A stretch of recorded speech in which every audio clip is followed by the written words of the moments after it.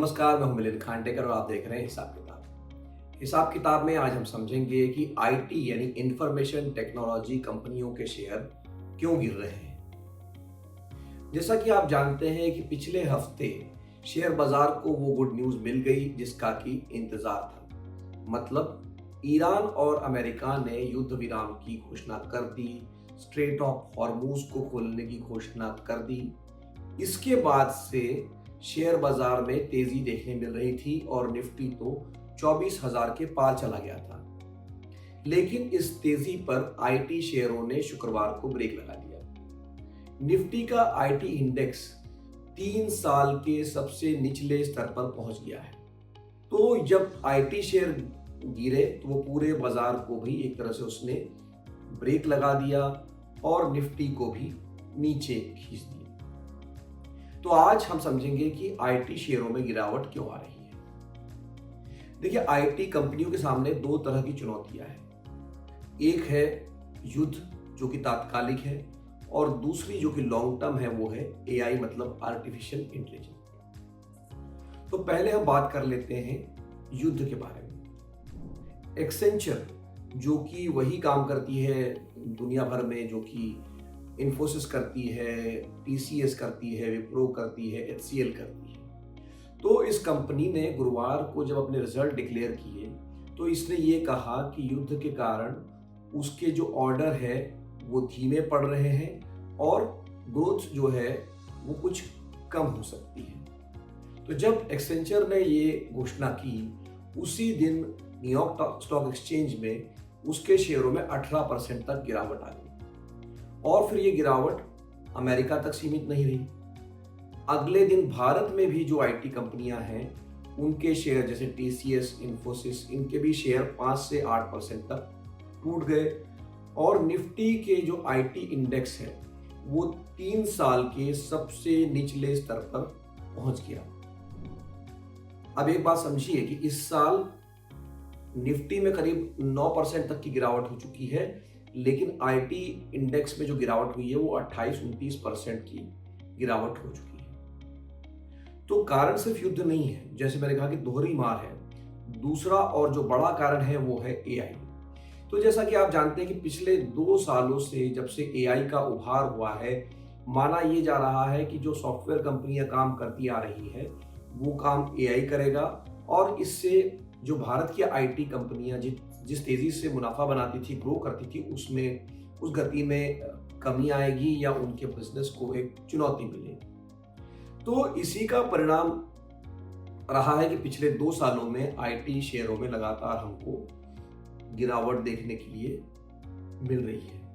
और बात सिर्फ शेयर बाजार की नहीं है, कंपनियां भी मानने लगी है कि एआई का असर होगा।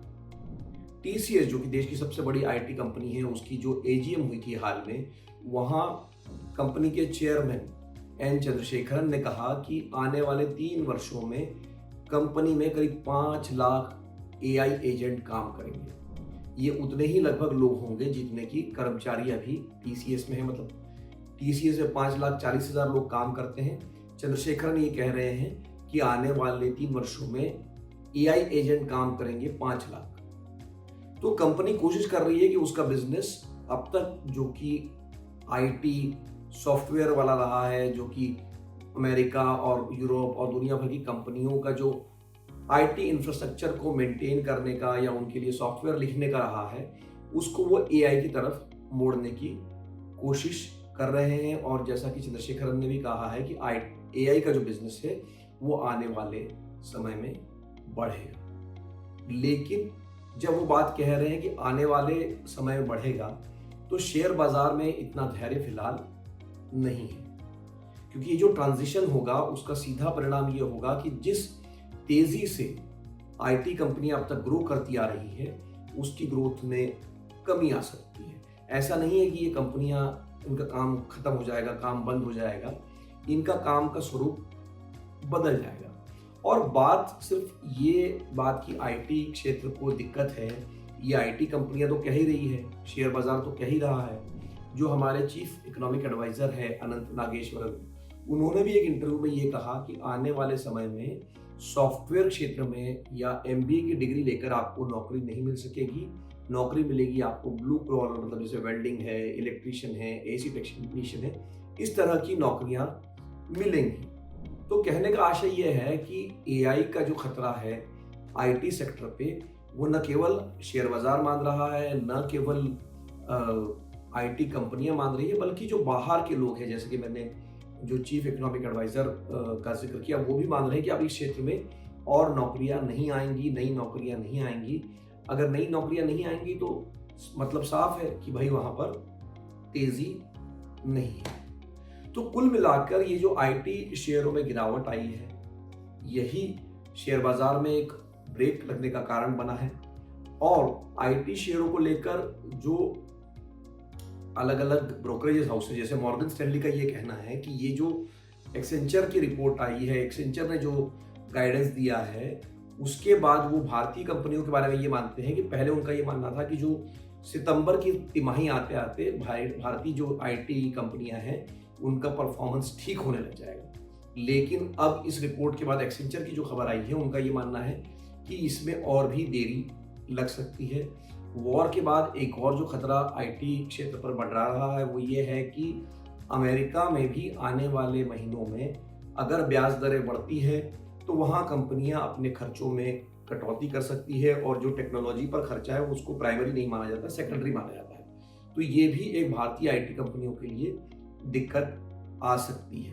तो मैंने जैसे कहा कि जो एक दोहरी मार है, पहली मार जो युद्ध की वजह से, महंगाई की वजह से, अर्थव्यवस्था में जो उतार चढ़ाव है उसकी वजह से है, और दूसरी जो मार है वो एआई की वजह से है। और यही दो जो क्षेत्र है, दो कारण हैं जो कि आईटी शेयरों को लगातार नीचे खींच रहे हैं। हिसाब किताब में आज के लिए इतना ही। अगर इस एपिसोड पर आपके कोई सवाल है तो कमेंट बॉक्स में लिख कर भेजिए।